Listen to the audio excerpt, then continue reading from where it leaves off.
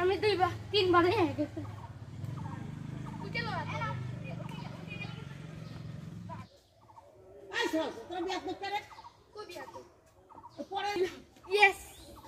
এবার কিছু না ধরে আসবো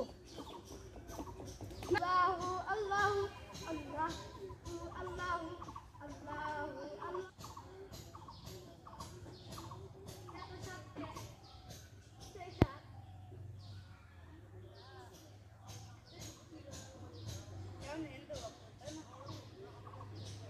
একটা সময় একটা জিরাত নয়